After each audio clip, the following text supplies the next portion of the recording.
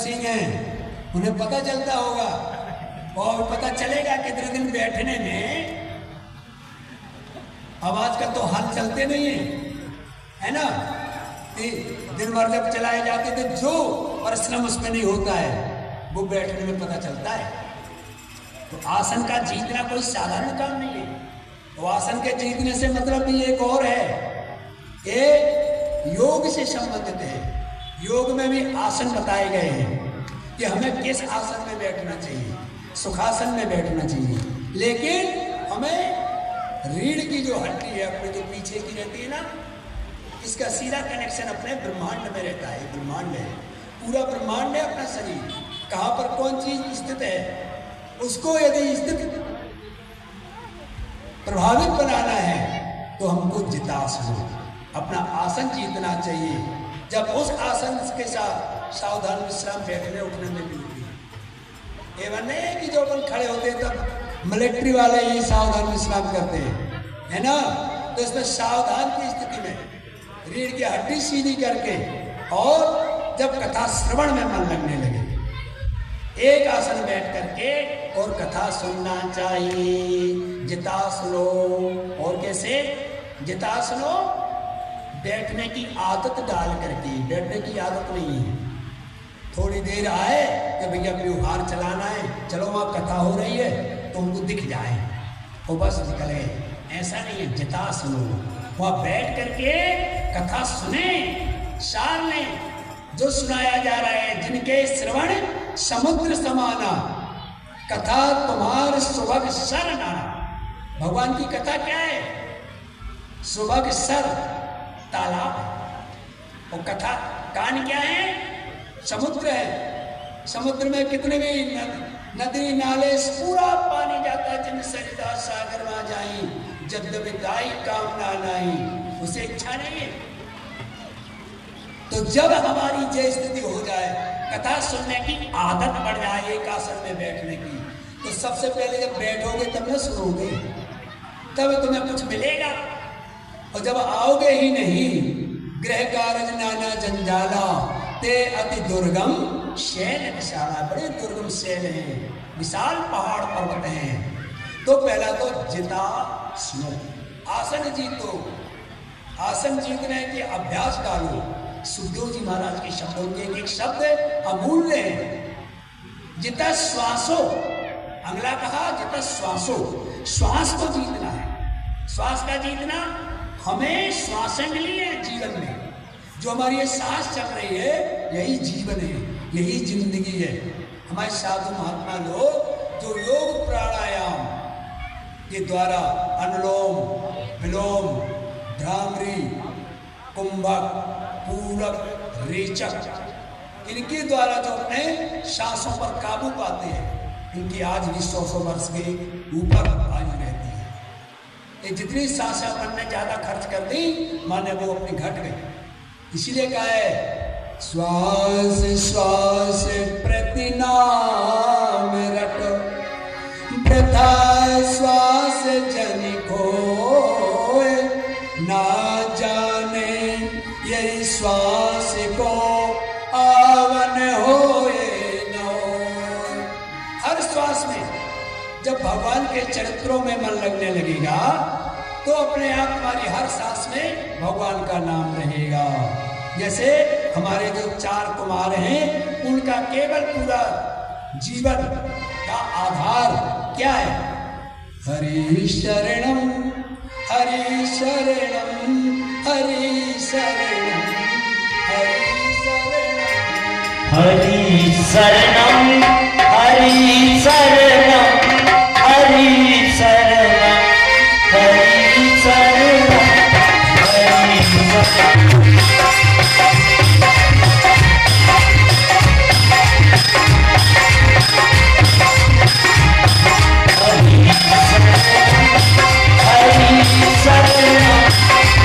शरणम हरि शरणम। Hare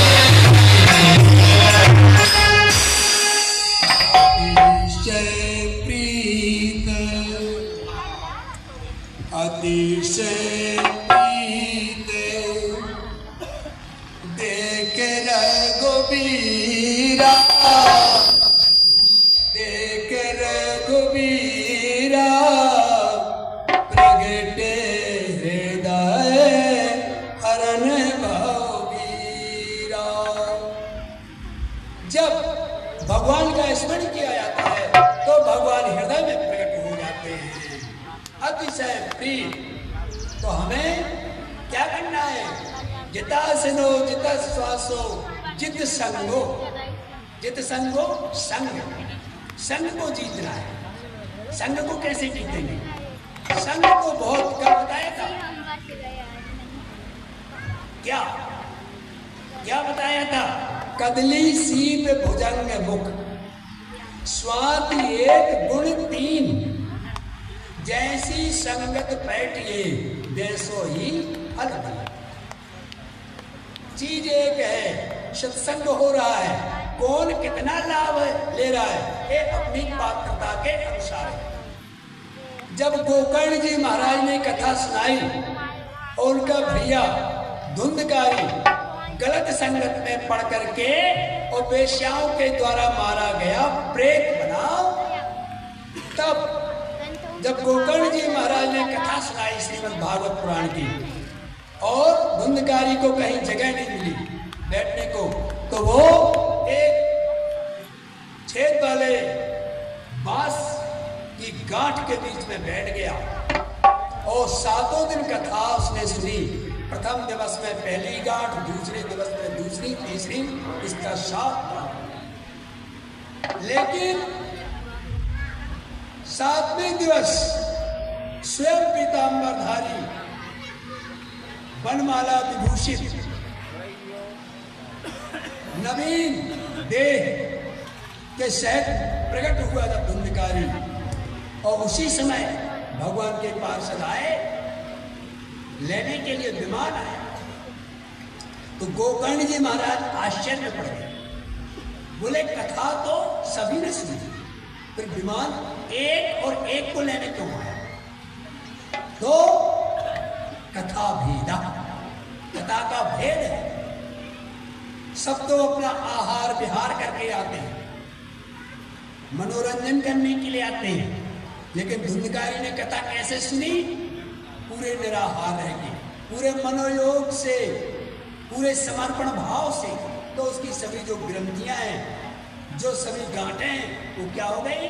जिस प्रकार बांस की गांठ टूटी, उसी प्रकार अंदर की भी ग्रंथियां खुल गई। यद्यपि ग्रंथ छूटे न ग्रंथि और अरझाई, इस संसार में तो हमारी जीव की और गांठ अरझ रही है, छूट रही है। ये पाप की गठरी इतनी बन रही है कि हमारी गांठ खुलने का नाम नहीं ले रही है। तो भेद है, चित संगो, जैसा संग करेंगे आप उसका प्रभाव अवश्य पड़ेगा। तो जित संगो, हमें अपनी संगति बदलना है।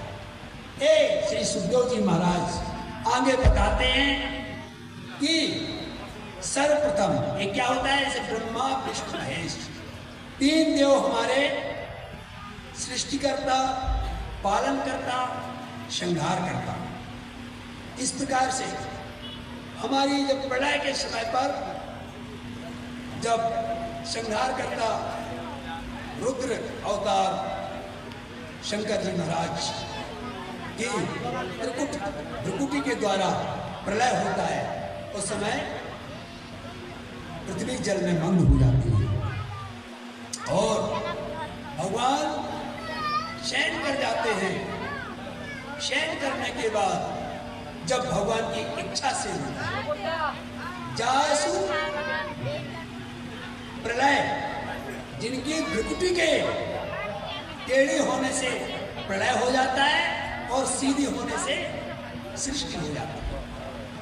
भगवान जब निद्रा से जागते हैं तो उनकी जो नाभि है, नाभि यत्र जो नाभि है, कुंडली, इससे एक कमल की उत्पत्ति होती है। उस कमल की नाल पर जो है ब्रह्मा जी की उत्पत्ति होती है और ब्रह्मा जी अपने चारों तरफ देखते हैं, उनके जो है चारों तरफ देखने के कारण उनके कितने चार मुख हो जाते हैं। ब्रह्मा जी को चारों तरफ देखा, कहीं कुछ दिखाई नहीं दे रहा, मैं कहां से आया, कहां जाऊंगा, ये कुछ पता नहीं है। ये जीव का होता है, जीव का अंदर भगवान के दर्शन होते हैं, लेकिन जब बाहर आता है तो जीव कहां कहां कहां कहां आया गया। ये पूरा संसार देख करके और आश्चर्य में हो जाता है, और पर धीरे धीरे अपने माता पिता बंधुओं को जान करके और इसी में लिप्त हो जाता है। ये हमारे जीवन की कथा है। हमारे जीवन में हमें देखना है, ये सृष्टि हमारे अंदर ही समाई हुई है, हमारे अंदर ही सब कुछ समाया हुआ ब्रह्मांड है। जब निद्रा से जागते हैं भगवान, तब ब्रह्मा जी का प्रकट होते हैं और ब्रह्मा जी चारों तरफ देखते हैं, नीचे भी जाते हैं, लेकिन कोई उसका आर पार नहीं पाते। तब ब्रह्मा जी को छींक आती है। क्या आती है? छींक। जैसे ही छींक आती है तो छींक आने से और एक छोटा सा जो जंतु है वो प्रकट होता है। जंतु प्रकट होता है। ब्रह्मा तो कौन है? सृष्टि करता है, उनको तो सृष्टि करना है। तो सृष्टि करने के लिए वे सोचते हैं कि हमको क्या चाहिए? पृथ्वी चाहिए। पृथ्वी अर्थात आधार, आधार के बगैर और कहाँ सृष्टि होगी। तो ऐसा विचार करके उनको छींक आती है, और छींक आने से एक छोटा सा अंगुष्ठ मात्र का एक जंतु सामने गिरता है उनके नासिका छिद्र से। वो क्षण ही क्षण में एक, जब तक विचार करते ब्रह्मा जी, तब तक वो एक एक क्षण में एक एक हाथी के बराबर इतना बड़ा विशाल काय स्वरूप धारण कर लेता है वो जीव। उसका जो आकार है वो इस प्रकार है, उसका एक शूकर के समान आकार है। तब जैसे ही देखा ब्रह्मा जी ने, तो ब्रह्मा जी आश्चर्य में पड़ गए उस जीव को देख करके कि ये क्या है। ऐसा विचार करके और आकाशवाणी होती है कि तुम सृष्टि करो, तब करो। और सृष्टि करें तो करें कैसे? जब वो विशाल 2 बार अवतार हुआ है शुकर भगवान का। बोलिए शुकर भगवान की जय। कमट पीठ शुकर नर हरि, 52 परशु राम बपू धरी। ये भगवान के अवतार है। भगवान अवतार लेते हैं। ऐसे 12 भगवान ने जो है अवतार लिया। बोलिए 12 भगवान की जय। अब जब एकदम विशाल काय हो जाते हैं और कहते हैं ब्रह्मा जी से कि आप आज्ञा दीजिए, क्या करना है।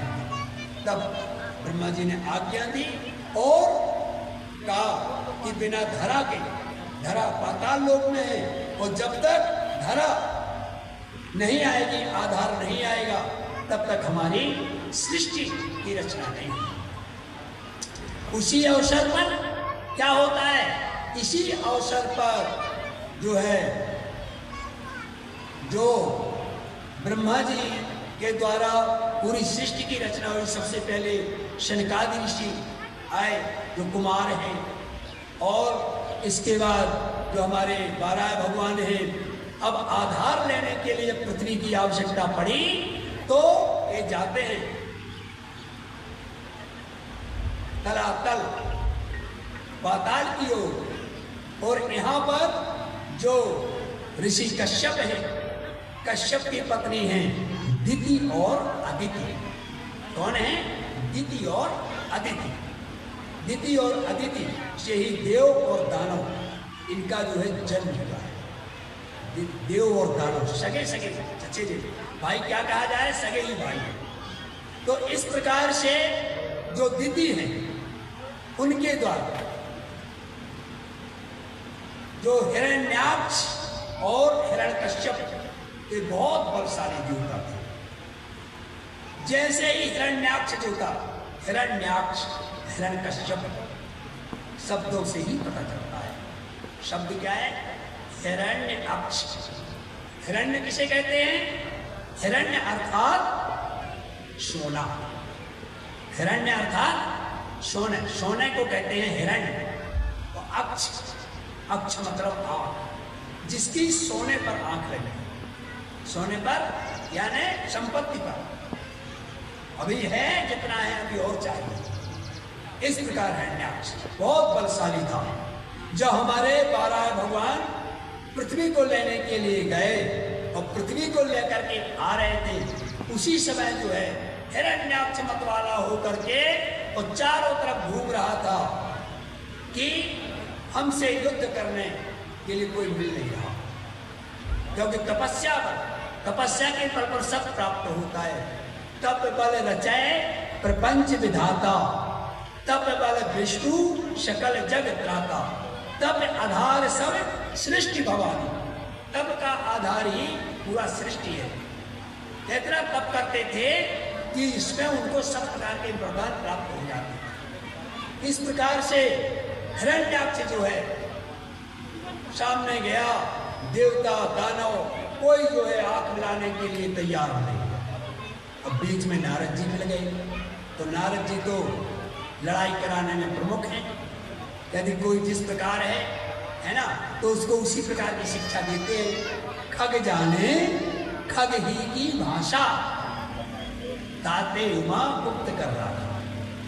भोले बाबा कहते हैं कि जब गरुड़ जी महाराज कथा सुनने के लिए गए और भोले बाबा से अपना संशय बताया, तो जात रहो कैलाश, तब मैं जा रहा था, उसी समय गरुड़ आए, उन्होंने अपना संशय प्रकट किया और संशय प्रकट करने से क्या कहा कि खग जाने खग ही की भाषा। खग यानी पक्षी, पक्षी को पक्षी के पास भेजा उन्होंने। गरुड़ को कहाँ भेजा? कागभूषण जी के पास भेजा। उन्होंने कहा भैया हम लोग तो ठहरे मुनि महात्मा, लड़ाई युद्ध विद्या तो हमने ली नहीं है। हाँ, एक जरूर है, तुम्हारे पाताल लोक से एक जंतु और आपकी पुत्री को चुरा करके ले आ रहा है। उसको यदि बचाना हो तो हम रास्ता तुम्हें जरूर बता सकते हैं। वो बहुत बलशाली है। ऐसा विचार उसके मन में भर दिया, मोड़ दिया, तो उसने आओ देखा ना पाओ तो सीधे जो है प्रवेश कर गया था, जहां पर 12 भगवान अपने दोनों दांतों पर पृथ्वी को धारण किए हुए बड़ी तेज गति से ऊपर आए। जैसे ही आए वैसे ही क्या हुआ, वो हिरण्याक्ष ने आक्रमण कर दिया। नाना प्रकार से अपशब्द बोले, बोले मेरे बिना उपस्थिति में, मेरे पाताल लोक से और पृथ्वी को हरण करके जा रहे हो, चोरी चोरी, चोरी चोरी और बर चोरी, तुम्हारी इतनी हिम्मत। लेकिन बुद्धिमानी की बात यह है कि जब अपन अपना कोई कार्य कर रहे हो तो उस समय मौनम सर्वार्थ साधनम, अगर उसी समय बराए भगवान वो कहते आओ हम बताते हैं कि हम कैसे चोरी से लाए और क्या कर रहे हैं, तो जो कार्य होना था, जो देव कार्य होना था, जिसके लिए अवतार हुआ था 12 भगवान का, वो बाधित हो जाता। इसलिए उन्होंने कहा कि पहले हम चलते हैं। वो गाली गलौज करता आया और जब पृथ्वी को स्थापित कर दिया, जल में स्थापित हो गई पृथ्वी ऊपर, तब उन्होंने कहा कि अब आओ बताएं। और एक चीज और होती है, जब किसी से लड़ाई हो और अगर मौन धारण कर लो तो सामने वाले को और अधिक गुस्सा आए। आधा बल उसका उसी में, जो क्रोध हो, क्रोध काम क्रोध मद लोभ सब नाथ नरक के पर, सब परिहर रघुबीर भजो भजय जय शंख। काम की इच्छा, लोभ की इच्छा दंभ है, और काम की केवल नारी, क्रोध के परस वचन अति, मुनिवर कहे विचार। क्या है? लोभ की इच्छा दंभ। लोभ जब बढ़ेगा तो दंभ बढ़ेगा, घमंड बढ़ेगा, मद आएगा। और काम की केवल नारी, काम की जो इच्छा है वो स्त्री से बढ़ेगी। और क्रोध के परस, क्रोध कैसे बढ़ता है? क्रोध के बढ़ने का जरिया क्या है? परस वचन। परस वचन मतलब कठोर वचन। तो जैसे ही भगवान ऊपर आए, पृथ्वी को लेकर के स्थापित किया, फिर वराह भगवान ने दोनों हाथ किए हिरण्याक्ष के साथ, और हिरण्याक्ष के साथ ऐसी लड़ाई हुई भगवान की कि हिरण्याक्ष का हो गया गोविंदाय नमो नमः। इस प्रकार से वराह भगवान ने जो है और पृथ्वी को धारण करके ला करके और देव कार्य किया। अब ब्रह्मा जी के पास एक आधार हो गया सृष्टि की रचना का। तत्पश्चात ब्रह्मा जी के दाहिने हाथ से उन्होंने इसको पैदा किया, मनु महाराज, और बाएं हाथ से शतरूपा, जिनसे, क्योंकि जो पहले सनकादि ऋषि इत्यादि जो उत्पन्न किए तो वो सब अपने भगवान के भजन में चले गए। इसी से जो है सृष्टि मैथुनी जो सृष्टि है वो बाधित हो गई ब्रह्मा जी की। तब उन्होंने क्या किया? उसके पश्चात मनु और शतरूपा को अपने एक दाहिने भुजा से और एक को बाएं भुजा से प्रकट किया। तो इस कारण से मनु और शतरूपा, हमारी जो सृष्टि है उसके आदि कौन है? मनु और शतरूपा। मनु जी ने मनु स्मृति की रचना की है, बड़ा अच्छा ग्रंथ है। उससे उसमें मानव के धर्म बताए गए। रामचरितमानस में भी एक चौपाई में आता है कि स्वयं मनु अरु सतरूपा, जिनते भई नरे सृष्टि अनुपा। स्वयं मनु अरु सतरूपा, जिनते भई नर सृष्टि अनुपा। मनु और शतरूपा, इनके द्वारा ही आदि सृष्टि, सबसे पहले जो हमारी सृष्टि हुई है, संसार बना है, वो दो पुरुषों के द्वारा। मनु है पुरुष और शतरूपा है स्त्री। तो मनु महाराज के 5 संतान हुए सबसे पहले। कितनी? 5। कौन कौन? 3 बच्ची और 2 बच्चे। कितने हुए? 5। 3 हुई बच्चियां और 2 हुए बच्चे। वो कौन कौन है? 3 बच्चियां इनकी जो हुई वो हुए आकुति, प्रसूति और देवहूति। ये 3 कन्याएं हैं सबसे। और जो पुत्र हुए, जो बालक हुए, वो कौन कौन हुए? उत्तानपाद और प्रियव्रत। प्रियव्रत और उत्तानपाद, ये 2 पुत्र हुए सर्वप्रथम। जो ये 3 कन्याएं हैं, आकुति, प्रसूति और देवहूति। तो ये जो आकुति हैं, ये रुचि प्रजापति को ब्याही गई, और देवहूति देवहूति कर्दम ऋषि को ब्याही और प्रसूति दक्ष प्रजापति को ब्याही। यही दक्ष प्रजापति जो अपने जो सती माता हैं उनके पिताजी, इनके आकुति, प्रसूति और देवहूति। देवहूति पुनितासु कुमारी जो प्रिय कर्दम की प्रिय नारी, वो कर्दम ऋषि। तो कर्दम ऋषि के यहाँ ही जो है भगवान कपिल ने जन्म लिया था। जो गंगा सागर में कपिल जी का जो स्थान है आज भी, वो कपिल भगवान का जन्म देवहूति जी से हुआ था। उन्होंने सांख्य शास्त्र जिन प्रकट बखाना, क्या उन्होंने सांख्य शास्त्र की रचना की थी, उन्होंने अपने देवहूति को उपदेश दिया था। इस प्रकार से जो है ब्रह्मा की सृष्टि की रचना आंगी थी।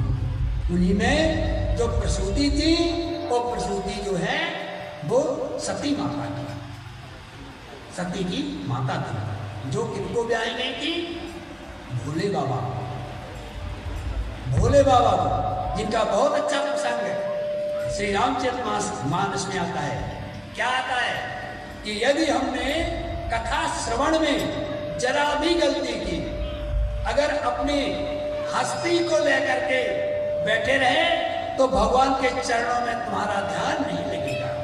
जब तक अपनी हस्ती मतलब अपनी उपाधि, हम कौन है, हम जो है वो तो पता नहीं कर पाते हैं कि असली में हम हैं क्या। ये तो हमारा है, ये तो हमारा है, लेकिन जो जिसका तुम्हारा है वो तुम क्या हो, अपने आप को नहीं जाना। जब बाली को भगवान ने मारा और तारा विलाप कर रही थी, तो भगवान ने ज्ञान दिया। क्या ज्ञान दिया था?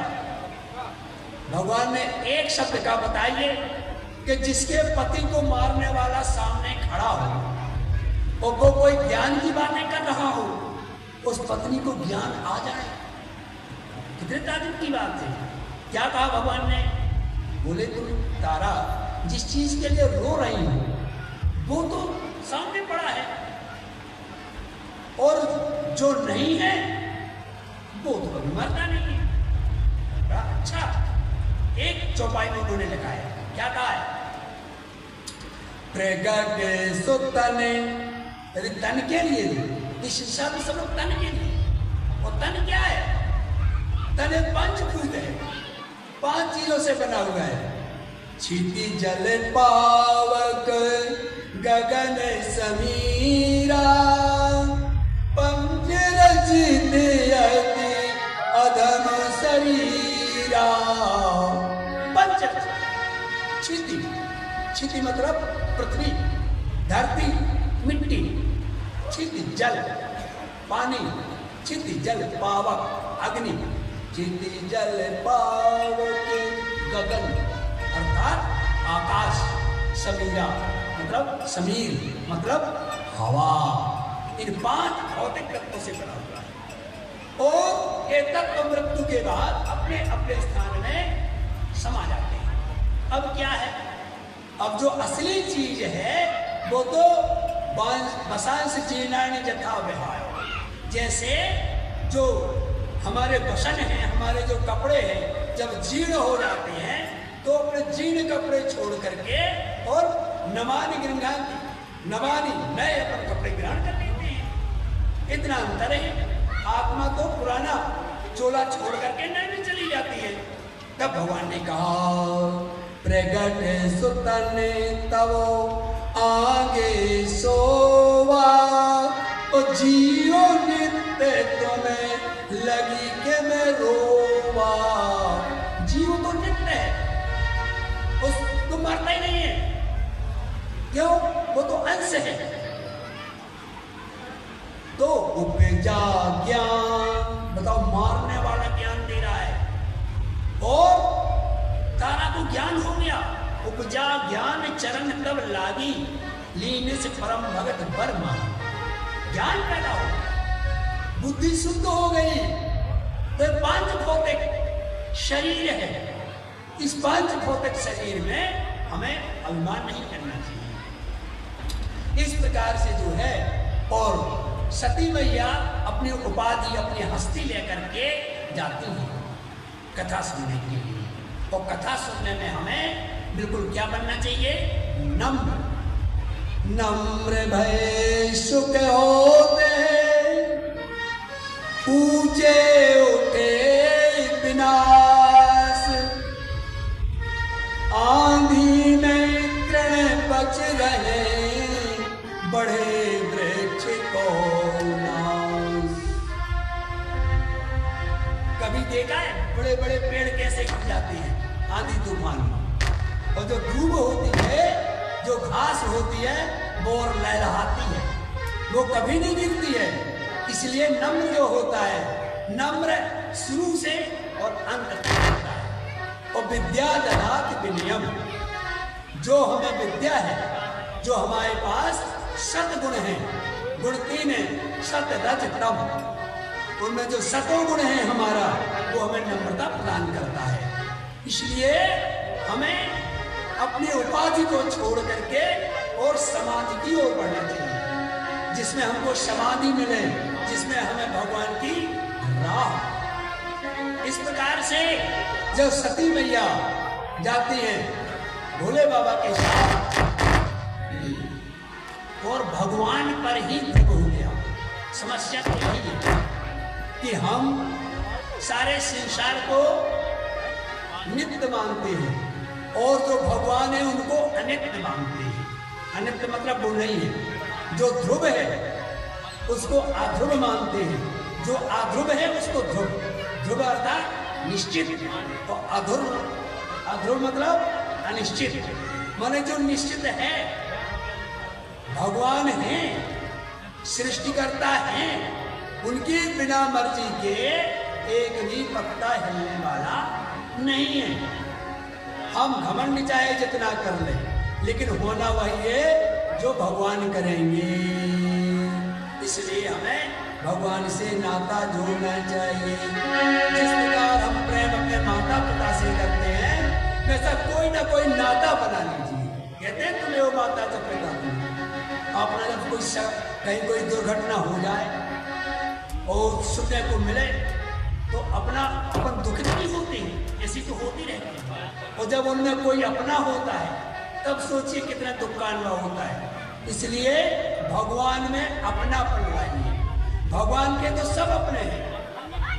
अपने अपने घर की सबका को पीर, तुम्हें पीर सब घरन की, सो जय जय श्री रघुवीर। उन्हें तो सब घरों की पीर है। ऐसे भगवान है, एक एक घर का ध्यान रखते हैं।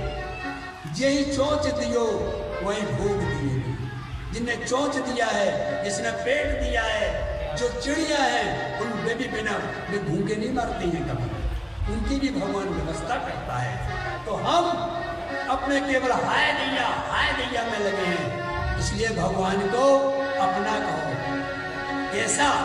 चाहे जिस प्रकार से तुलसी अपने राम को रीझ जपोया खीज, खेत परे पे जामे उलटो सीधो बीज।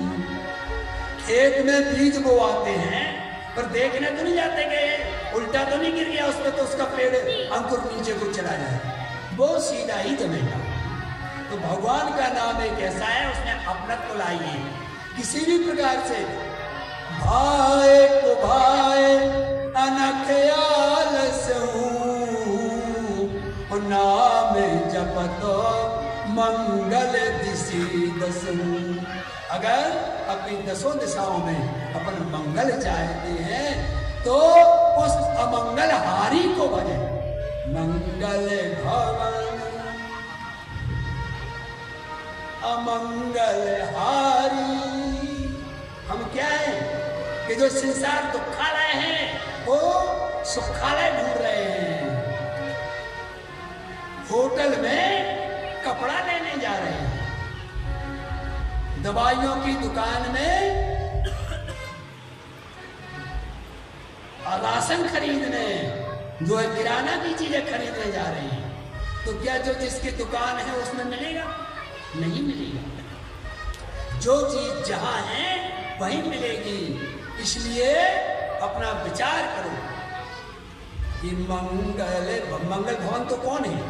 साधारण हम कहते सब कुछ चौपाई याद है, लेकिन उसका भाव देखिए, कौन है मंगल भवन?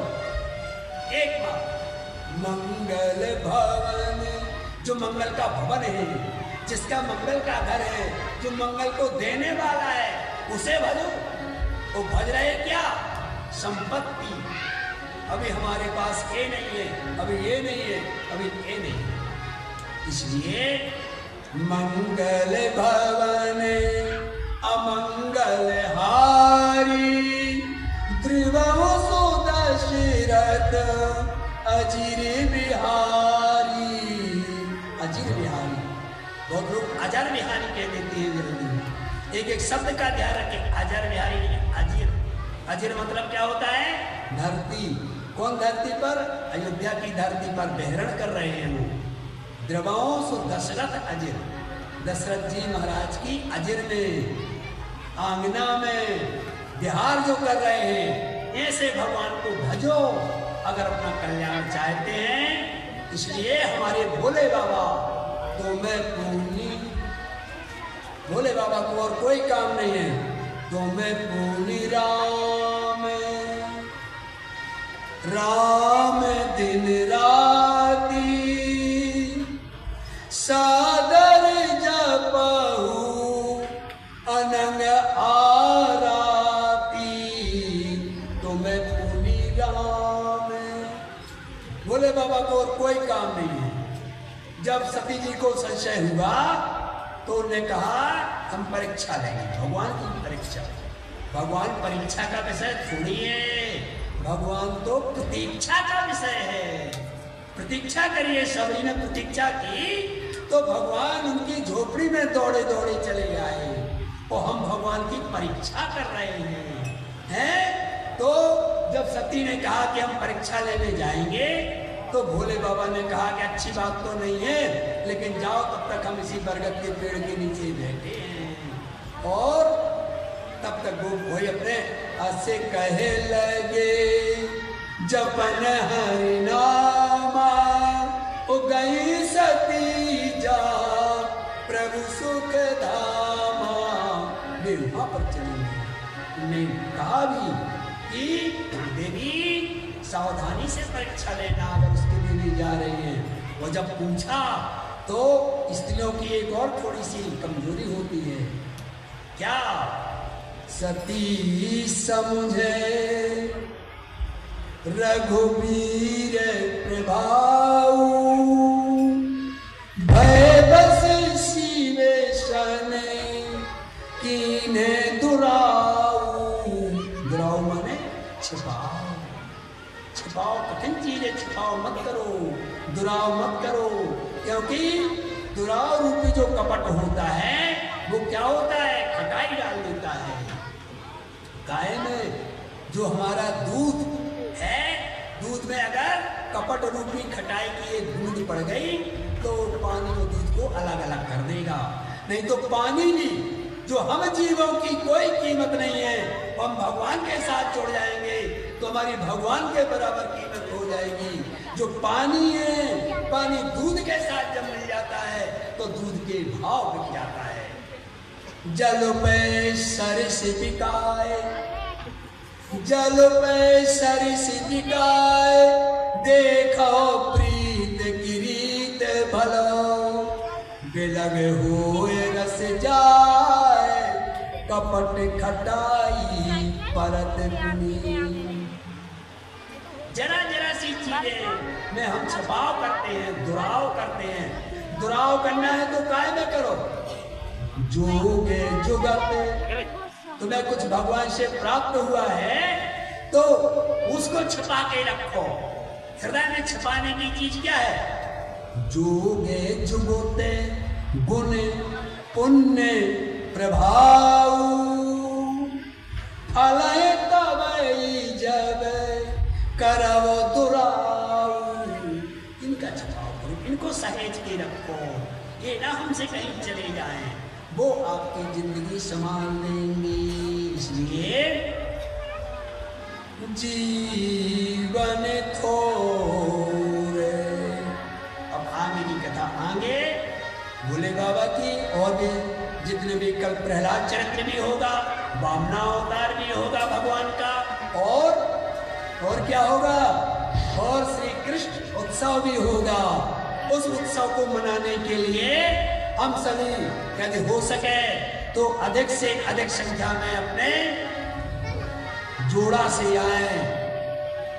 पीत बसंत, पीले वस्त्र हो या ना हो तो लाल वस्त्र इस पे धारण करके आए, क्योंकि हमारे भगवान को जो है पीले वस्त्र पसंद है।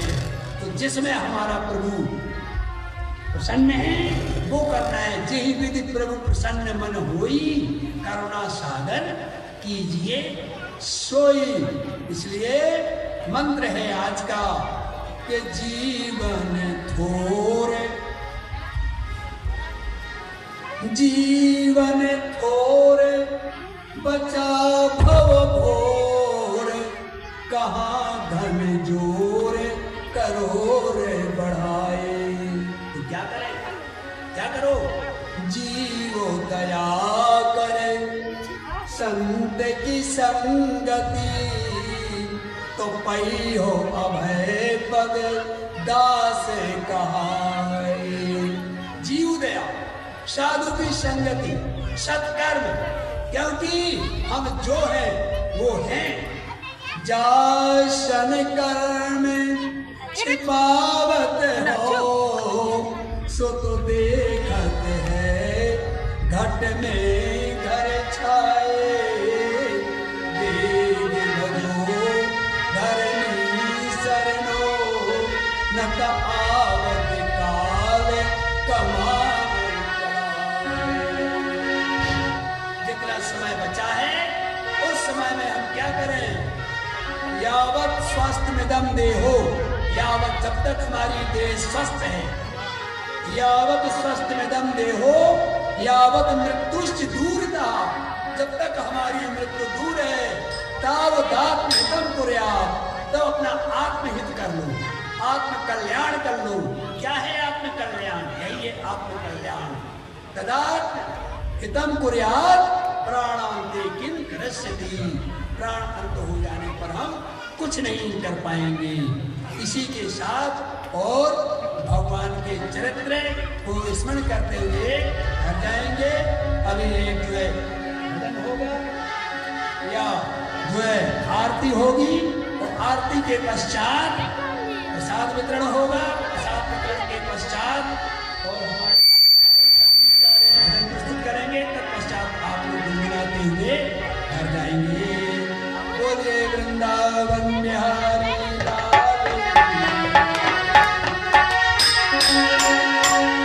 श्याम नगीना बन जात, नथनी में जरत, नथनी में जरत।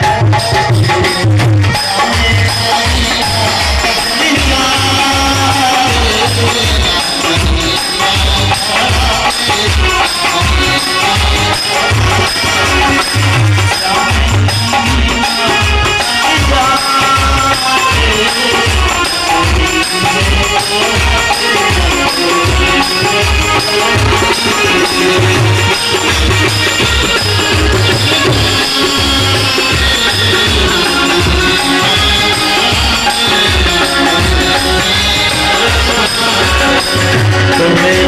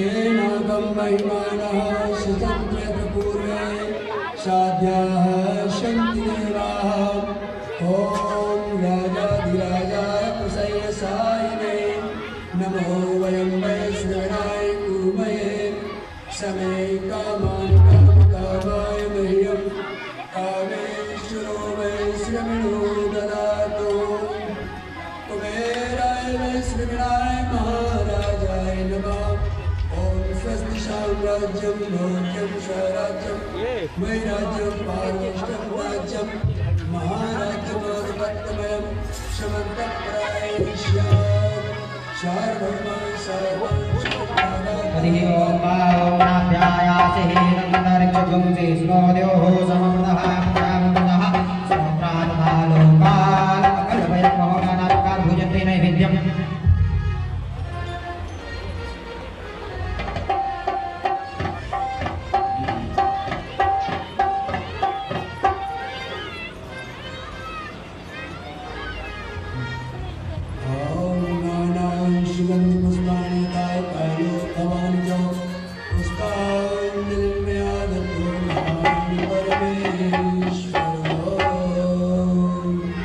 बोलिए श्री गणेश भगवान की बोलिए श्री गणेश भगवान की बोलिए गौरी मैया की बोलिए गौरी मैया की बोलिए कलश देवता की बोलिए नवग्रह आदि मंडल देवताओं की बोलिए ग्राम के सभी देवी देवताओं की बोलिए हनुमान जी महाराज की बोलिए शंकर भगवान की बोलिए श्रीमद् भागवत महापुराण की धर्म की धर्म की अधर्म का धर्म का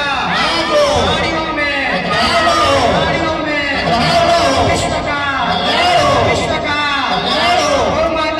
गौ माता की हत्या गौ हत्या बंद करो गौ हत्या बंद करो हर हर महादेव पार्वती पतंग हर हर साधे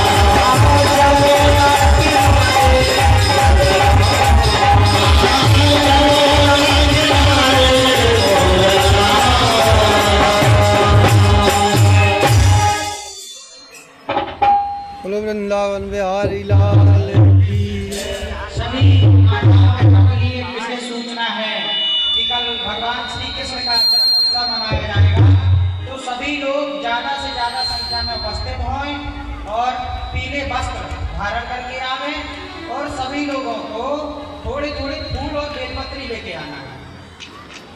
सभी लोग थोड़ा थोड़ा सहयोग करें तो बहुत बड़ा कार्यक्रम कर सकते हैं। सभी लोगों के सहयोग से सफल हो सकता है। तो सभी लोग फूल और बेलपत्री लेके आए।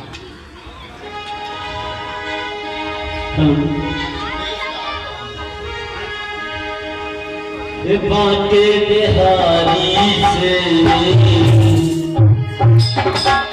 बांके बिहारी से, राशि बिहारी से, रात मुझे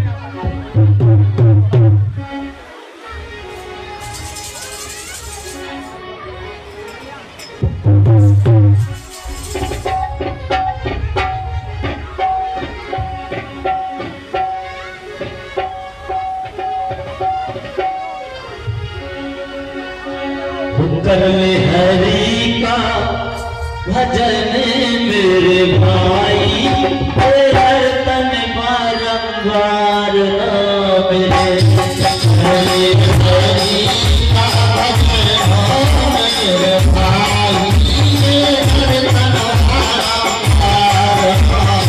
नाम हरे हरि का भजन मेरे भाई, हर तन बारंबार नाम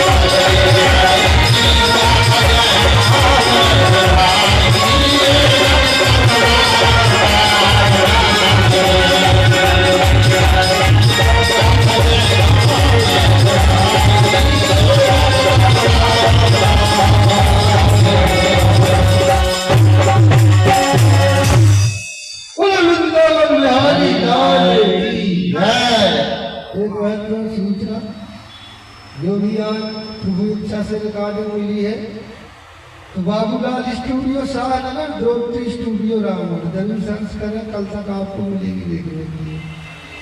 बोलो राधे रानी सरकार की।